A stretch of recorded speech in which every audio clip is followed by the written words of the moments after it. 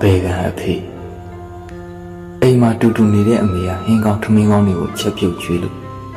အမေကိုပိုချစ်တယ်ပိုခင်တယ်အိမ်မှာတူတူနေတဲ့အမေကအမေစီကနေမုံဘိုးကိုလိုချင်တဲ့လောက်လက်ဝါးဖြန့်ပြီးတောင်းလို့ရနေတော့အမေကိုပိုချစ်တယ်ပိုခင်တယ်အမြဲတမ်းအိမ်မှာအမေကတချင်းဆိုချော့သေးပြီးတနခါလာလာလေးလူကကျောင်းကိုလိုက်ဖို့မုံနေအများကြီးဝယ်ပြီးကျောင်းကျိုးပို့လုံးနေလို့အမေကိုပိုချစ်တယ်ပိုခင်ရတယ်အဖေကဆူတယ်ရိုက်ဖို့တုပ်လေးဆွဲခေါင်းလေးခောက်တော့အမေကကြားကန်လန့်လုပ်တယ်ကာကွယ်တယ်ကိုယ့်ရဲ့အစားအမေကရိုက်ခံရတော့အဖေကိုမုန်းတယ်နာကြီးတယ်အမေကိုပိုချစ်တယ်ပိုခင်တယ်လေကဘာကလူတန်ပေါင်းများစွာတယ်မှာ85ရာခိုင်နှုန်းသောလူတွေကအမေကိုပိုချစ်ခင်ကြတယ်အမေကအသက်ပေးပြီးမွေးဖွားပေးတယ်ဆိုပေမဲ့အမေဆိုတာကိုသားသမီးတွေရဲ့ရှင်ထဲမှာပို့ပြီးလေးနဲ့တည်းထင်ပါတယ်မှန်ပါတယ်အမေမြတ်တာကြီးမားပါတယ်ဒါပေမဲ့ကျုပ်ကယခုအဖေအကြောင်းကိုပြောပြပါရစေအဖေဆိုတာလေသူ့ဘဝမှာအမေနဲ့တူတူတတ်မှတ်စံချိန်နဲ့အညီအချင်းမခံရပေမဲ့သူရှင်ထဲမှာမုန်းနေမယ်ထင်နေလားသားသမီးနဲ့ကိုယ်စနေမရအတွက်ဆိုရင်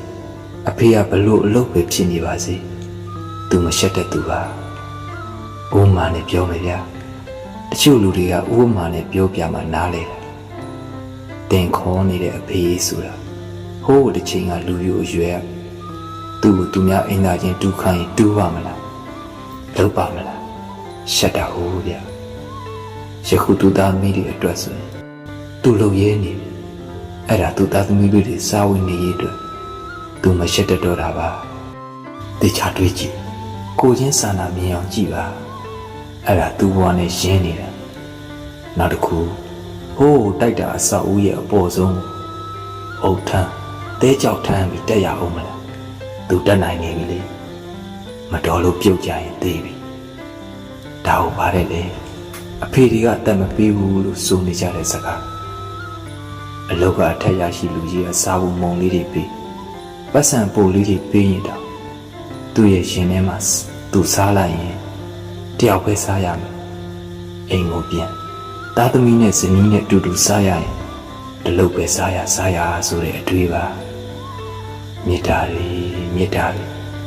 အဖေပြန်လာလို့နှိမ့်နေပေးဖို့တောင်းဆိုရင်ရောတင်တို့လိုလားဆယ်ချက်ပြည့်အောင်တော့မင်းပေးဘူးလား